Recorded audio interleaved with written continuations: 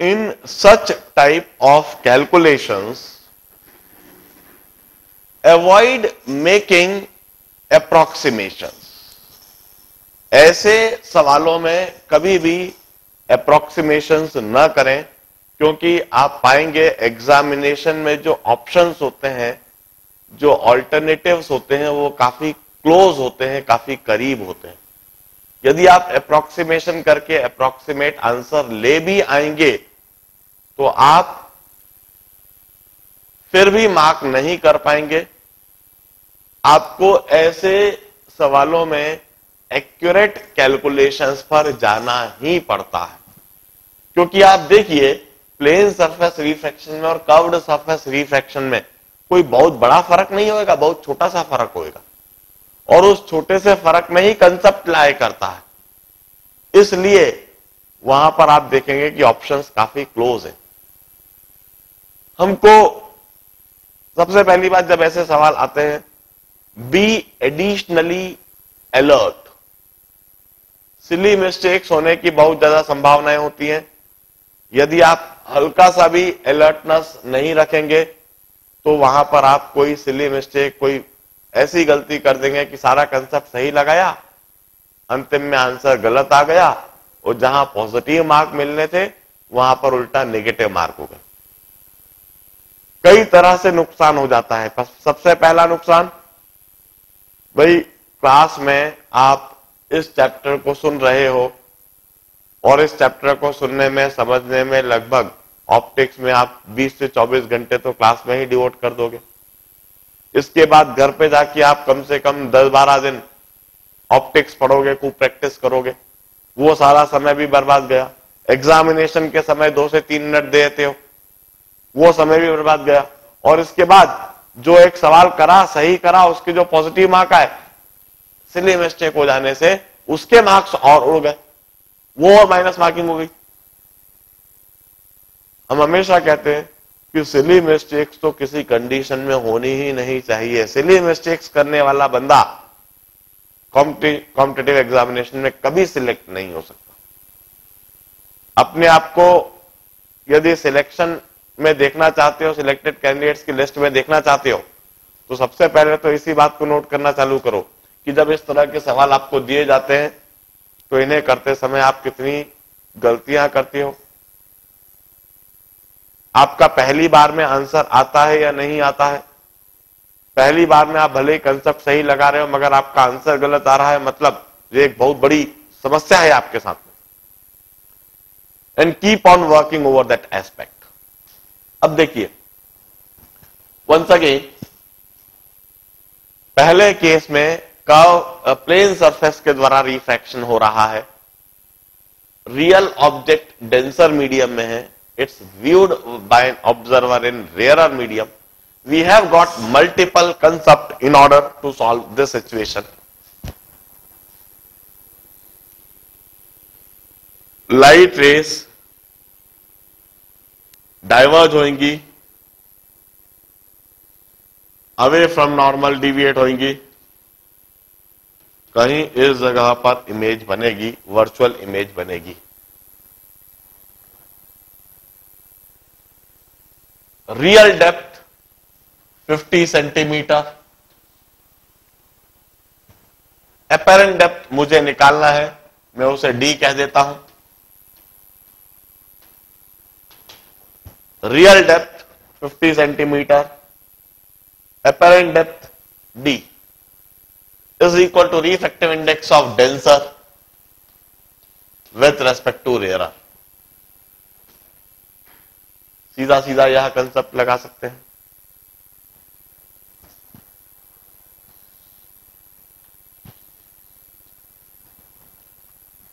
Real object denser medium में, it's being observed by an observer in rarer medium.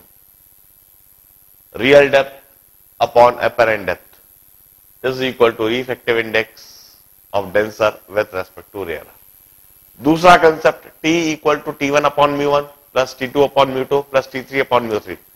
उस concept से भी चाहूं तो लिख सकता हूं T is equal to T1 is 50 म्यू1 विथ रेस्पेक्ट टू n. मैं चाहूं तो यह कंसेप्ट लगा दूंगा। ये भी मैंने प्लेन सरफेस रिफ्रैक्शन में समझाया हुआ है। और एक और कंसेप्ट लिखवाया हुआ है जो अल्टीमेटली यही इक्वेशन देता है, depth of real object upon depth of its virtual image is equal to refractive index of medium where real object is upon refractive index of another medium. Ultimately उससे भी यही इक्वेशन बनती हुई दिखती है। और इसमें एडिशनली एक कंसेप्ट और लगा सकते हैं, कर्व्ड सरफेस रिफ्रैक्शन फॉर्मूले वाला कंसेप्ट। हम कहेंगे यह जो वाटर का सरफेस है यह एक कर्व्ड सरफेस है और इसका रेडियस ऑफ कर्वेचर इन्फिनिटी है। वाटर को हम मीडियम 1 कहेंगे और एयर को हम मीडियम 2 कहेंगे। इंसिडेंस रेस वाटर में है इसलिए मीडियम 1, रिफ्लेक्टेड रेस एयर में है इसलिए मीडियम 2। अब यह फॉर्मूला लगाऊंगा म्यू2 माइनस म्यू1। म्यू2 माइनस म्यू1 में लिखूंगा air minus water upon R, R की जगह पर इंफिनिटी इज इक्वल टू म्यू2, म्यू2 की जगह एयर अपॉन वी, वी मुझे डिटरमाइन करना है, माइनस म्यू1, म्यू1 की जगह पर water upon U, object distance is minus 50, water upon minus 50। इसे सॉल्व करेंगे 37.5, इसे सॉल्व करेंगे तब भी t इक्वल टू 37.5 और इसे सॉल्व कर लीजिए तब भी v इक्वल टू माइनस 37.5। इधर जो माइनस साइन आएगा, इस माइनस साइन का मतलब है virtual image against incidence ray measure होगी। तीनों ही केस में वर्चुअल इमेज 37.5 सेंटीमीटर की डेप्थ पर दिखेगी। इसका मतलब शिफ्ट कितना है? Shift is 12.5 centimetre in upward direction. Magnification निकाल कर देख लेते हैं इस केस में। मैग्निफिकेशन फॉर्मूला लगा रहा हूं, I/O is equal to V, V की जगह minus 37.5 upon 1 is equal to U, U is minus 50 upon म्यू1 4/3। यहां मैग्निफिकेशन फॉर्मूला लगा दिया, सॉल्व करके देख लीजिए, मैग्निफिकेशन +1 आता दिख जाएगा। +1 मैग्निफिकेशन मतलब जो ऑब्जेक्ट की साइज है इमेज की साइज भी बिल्कुल वही दिखेगी। प्लेन सरफेस रिफ्रैक्शन में मैग्निफिकेशन हमेशा 1 ही रहता है, ऑब्जेक्ट और इमेज की साइज हमेशा बराबर ही है। पहला केस फिर भी रिलेटिवली इजी था। Second case is more interesting case, more interesting situation. हम सेकेंड केस को इसी समय सॉल्व करते हैं।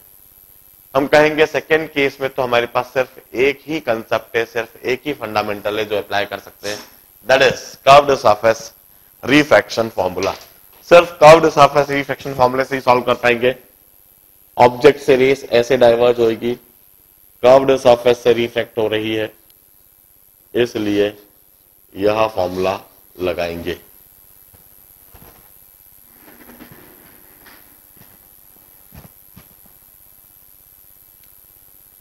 म्यू2 माइनस म्यू1, म्यू2 और म्यू1, म्यू1 इज मीडियम 1, वह मीडियम जहां इंसिडेंस रेस है मतलब वाटर। म्यू2 is medium 2, it's that medium जहां पर रिफ्लेक्टेड रेस है, इट्स एयर। म्यू2 की जगह पर मैं एयर रखूंगा 1 माइनस 4/3 अपॉन आर, आर की जगह पर प्लस 200 इज इक्वल टू म्यू2 is air upon V, V की जगह पर V, minus mu one is 4/3 upon U, U की जगह पर -50।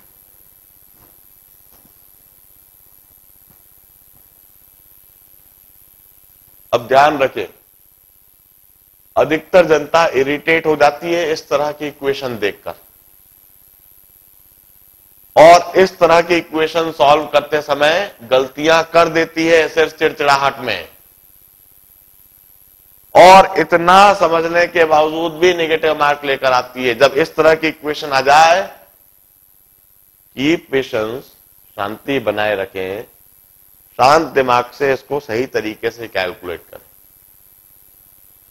इस तरह की इक्वेशन तो आना ही है, क्योंकि फॉर्मूला ही इस तरह का है।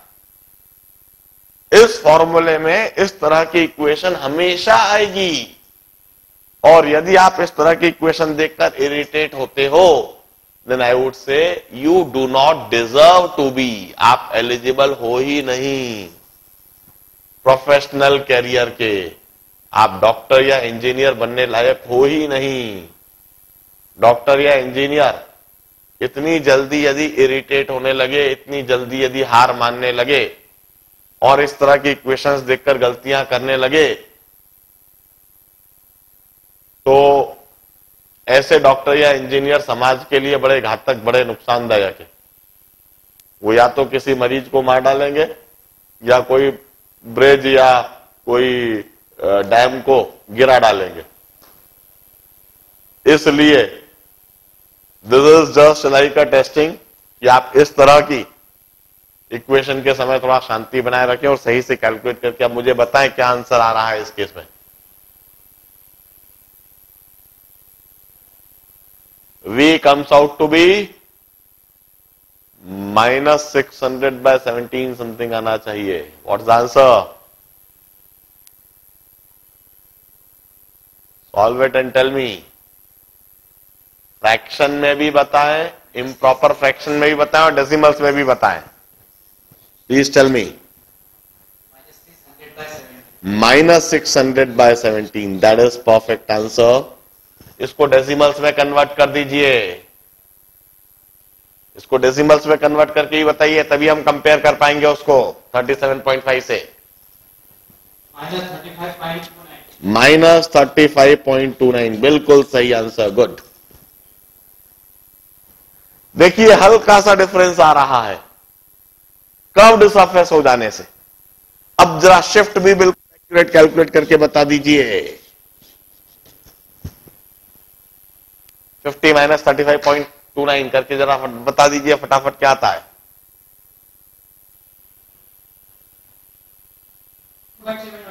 14.71 इन अपवर्ड डायरेक्शन।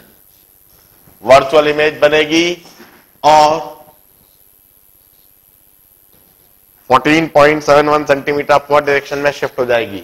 अब जरा मैग्निफिकेशन भी कैलकुलेट करके बता दीजिए, मैग्निफिकेशन कितना आता है? 16/17। अब इस मैग्निफिकेशन का मतलब बता दीजिए कि इस मैग्निफिकेशन को निकाल के आपने क्या मतलब कंक्लूड करा?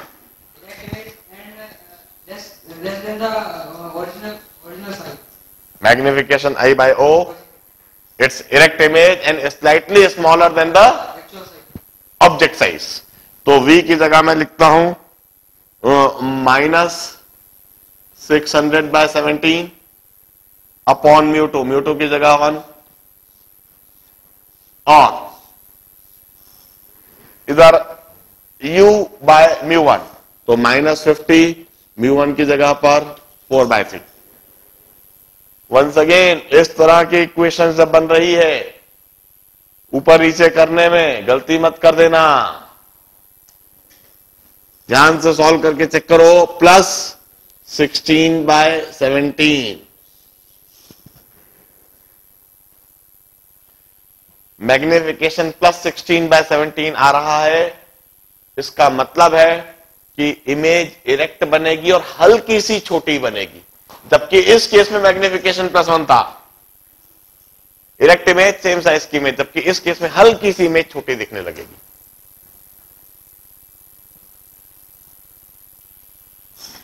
इसके बाद में एक सीरीज ऑफ प्रॉब्लम करवाऊंगा जिसमें हर तरह के ऑब्जेक्ट और हर तरह की इमेज आएंगी। यह एक स्फीयर है, ग्लास स्फीयर है, रेडियस 40 सेंटीमीटर है, refractive index 4/3, solid glass sphere है यह। This is a solid glass sphere. Radius is 40 centimeter. Refractive index is 3/2. If paraxial rays are incidented close to principal axis like this,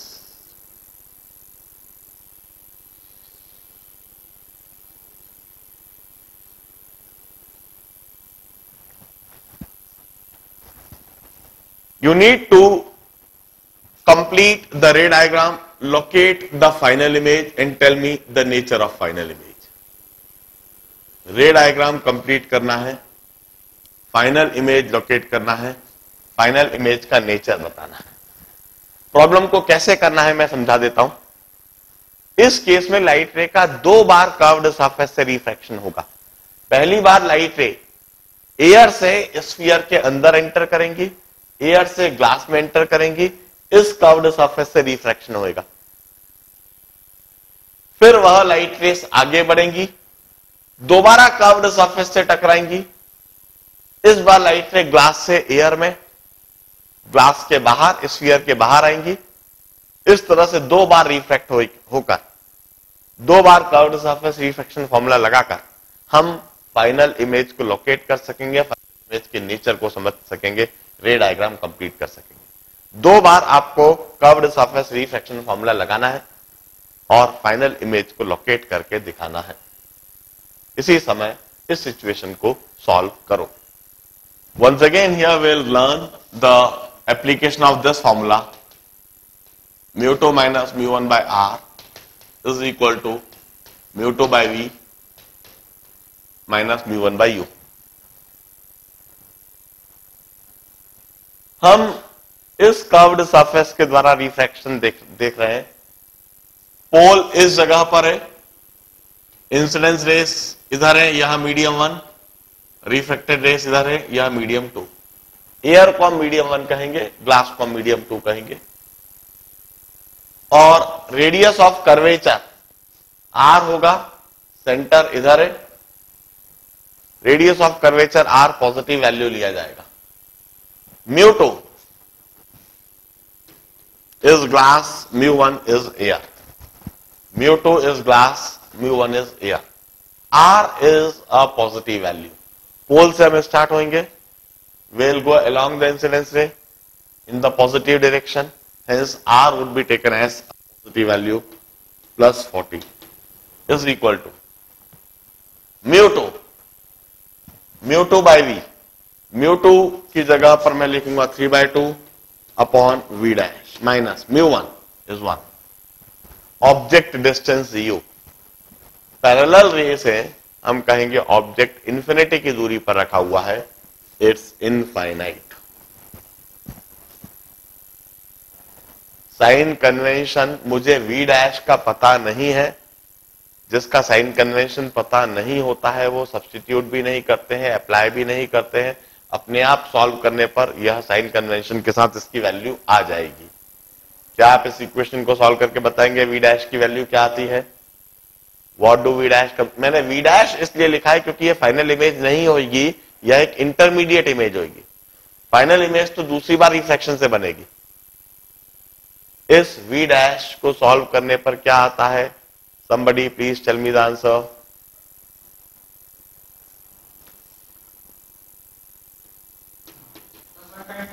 plus 120, plus 120। अब इस plus 120 का क्या मतलब है जरा समझते हैं।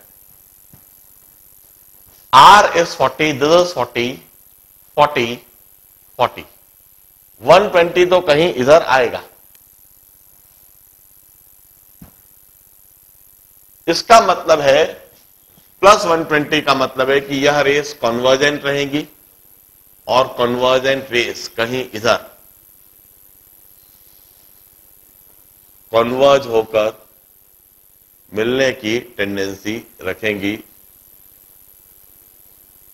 इस जगह पर।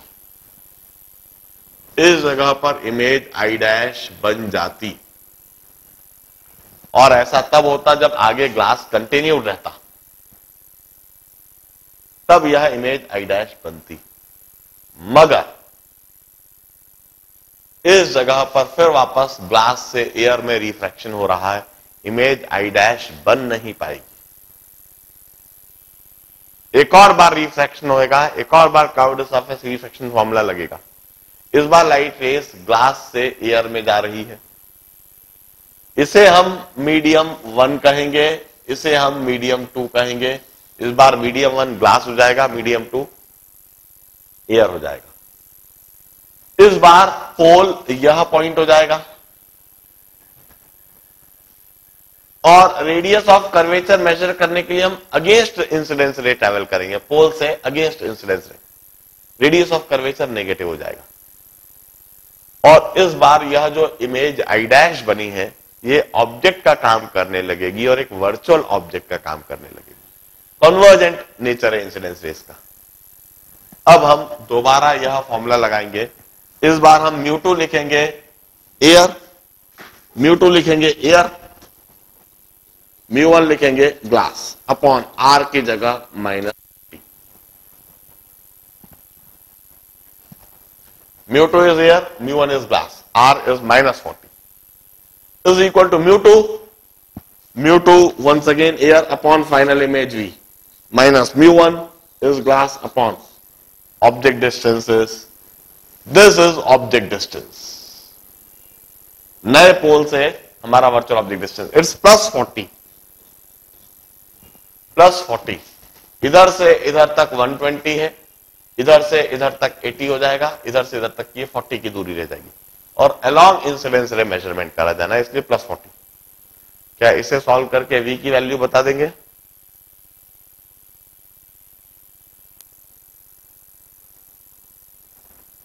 Solve it and tell me what is the value of v? Plus 20. Plus 20. That's perfect answer. V is plus 20. और इस तरह से यह रेस कन्वर्ज होंगी, फाइनल इमेज इधर बनेगी जो इस पोल से 20 सेंटीमीटर की दूरी पर होगी। हम कहेंगे final image is real image, it's eight a distance of 20 centimetre from the second surface और 60 centimetre from the centre, and this is the complete रे डायग्राम। हमने रे डायग्राम भी बना दिया है।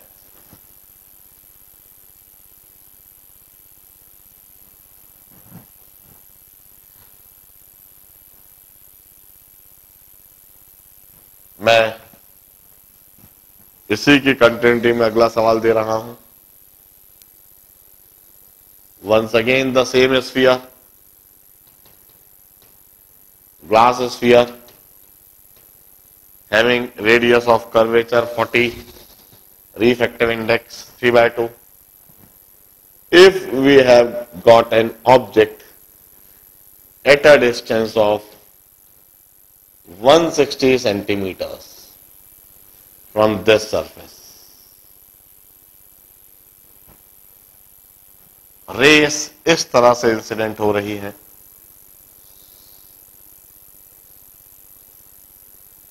रियल ऑब्जेक्ट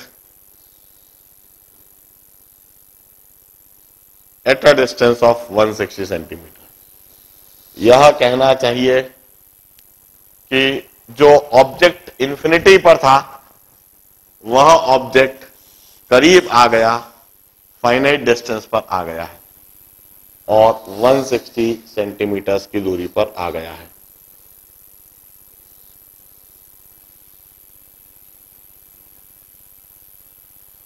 इस केस में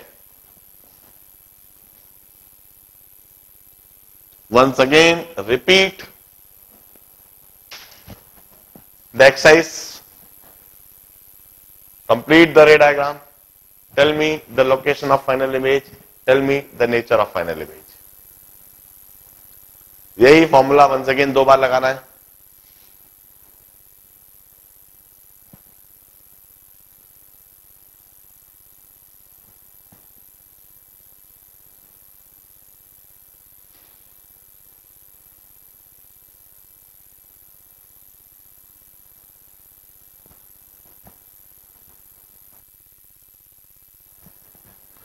Now, let's start solving second case.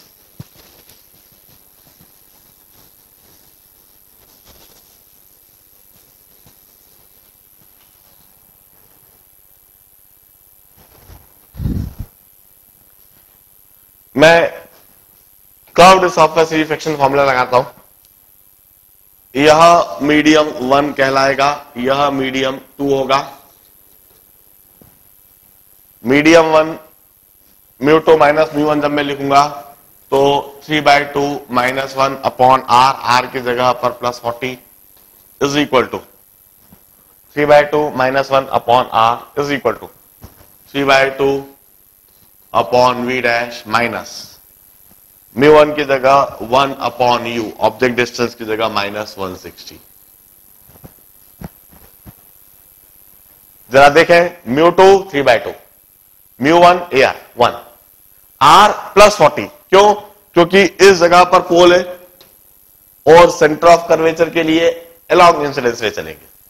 Is equal to μ2 by v dash. v dash इसलिए क्योंकि ये कोई फाइनल इमेज नहीं है, यह इंटरमीडिएट इमेज है। फाइनल इमेज तो 2 बार रिफ्रैक्शन के बाद बनेगी। तो v dash minus μ1 AR, u is 160 against incidence ray negative sign के साथ। क्या सॉल्व करके v डैश की वैल्यू बता देंगे? What do this v dash comes out to be? यह v डैश क्या आया है? +240 या -240? +240।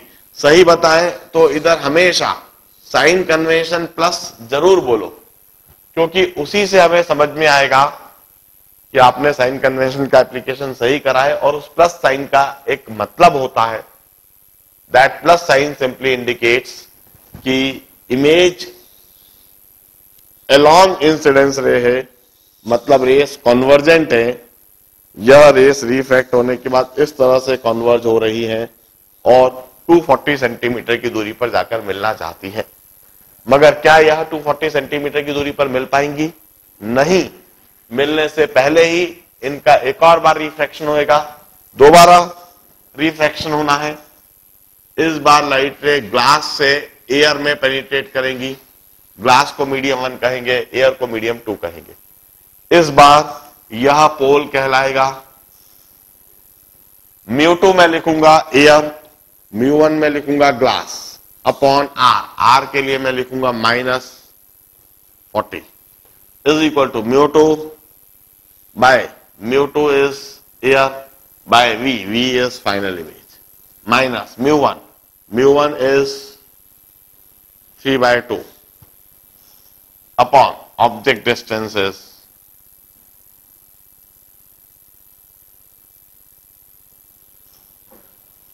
240 की दूरी इधर से,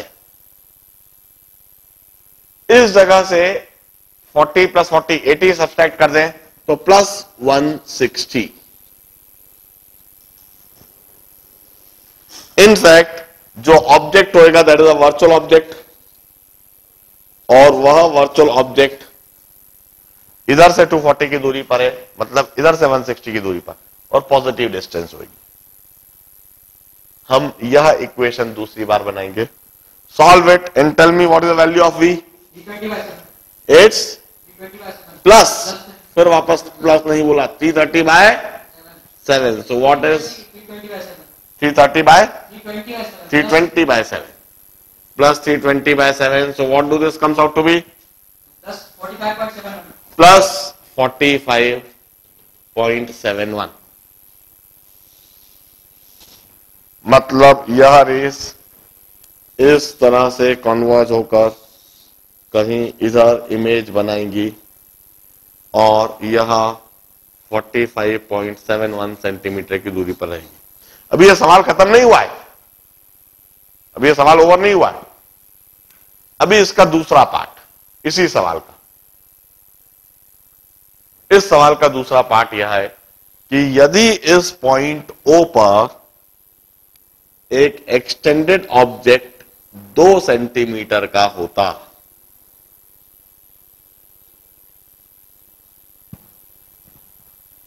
इस पॉइंट O पर 2 सेंटीमीटर का एक एक्सटेंडेड ऑब्जेक्ट होता, तो इसकी इमेज, फाइनल इमेज जो कि रियल इमेज है, 45 सेंटीमीटर की दूरी पर बन रही है, जो भी आपने डिटरमाइन कर ली है, उस जगह पर जो इमेज बनेगी, रियल इमेज बनेगी, उसकी साइज क्या होगी। अब आप समझ जाइए कि मैं मैग्निफिकेशन फॉर्मूला लगाना सिखाना चाहता हूं।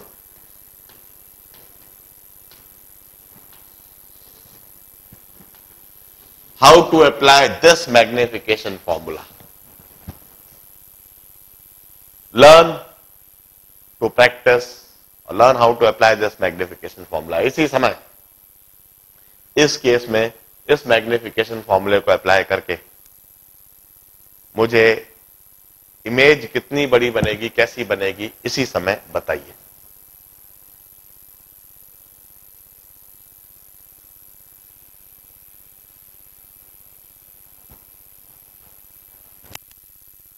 We need to apply magnification formula twice for twice refraction. 2 बार रिफ्रैक्शन हो रहा है, इसलिए 2 बार मैग्निफिकेशन फॉर्मूला अप्लाई करना पड़ेगा। देखिए मैं सिखाता हूं। In case 1 I dash by O, इस जगह पर इमेज I डैश जो बन रही है, I डैश बाय O पहली बार जो हो रहा है, V बाय μ2, V हमने निकाल रखा है, V dash is plus 240 by μ2। μ2 की जगह इधर जो μ2 था glass 3/2 upon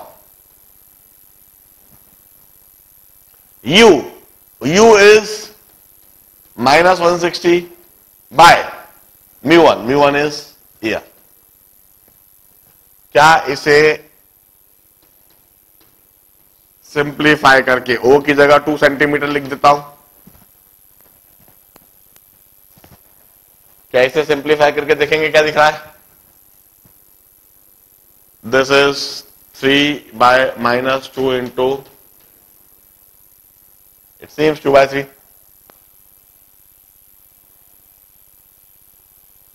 $80 + 3 by -2 or 2/3.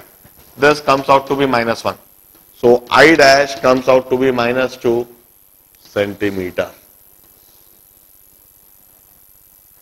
I dash comes out to be -2 centimeter. इसका मतलब इस जगह पर इमेज उल्टी बनेगी और 2 सेंटीमीटर की बनेगी। ये तो इंटरमीडिएट इमेज बनी है। अब फाइनल इमेज के लिए एक और बार मैग्निफिकेशन फॉर्मूला लगाता हूं। M2 is final image upon object. इस बार ऑब्जेक्ट I डैश होएगा। फाइनल इमेज I और ऑब्जेक्ट इस बार I डैश होएगा। जो पहले सरफेस से इमेज बनी है वो दूसरे सरफेस के लिए ऑब्जेक्ट का काम करेगी। I dash is equal to V by μ2। इस बार जो V है 320/7, 320/7 upon μ2 is air, whole upon U by μ1। U है +160, U इज +160, μ1 इज 3/2। हम यहां इस तरह से फॉर्मूला लगाएंगे। अब मैं लिखूंगा आई, तो मुझे निकालना है आई डैश की जगह -2 सेंटीमीटर इज इक्वल टू, इधर हो गया 2/7 और यह ऊपर चला गया 3/2, तो आई आ जाता है 2 से 2 कैंसल्ड, 3/7 -6/7 सेंटीमीटर। इस तरह से फाइनली जो इमेज बनेगी उल्टी बनेगी और 6/7 सेंटीमीटर की बनेगी। Finally image is -6/7 centimetre.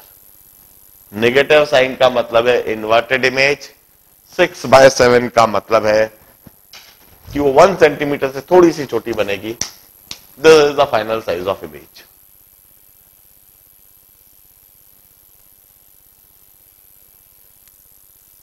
मैं 5 मिनट का ब्रेक दे देता हूं और इस सीरीज को कंटिन्यू करवाऊंगा।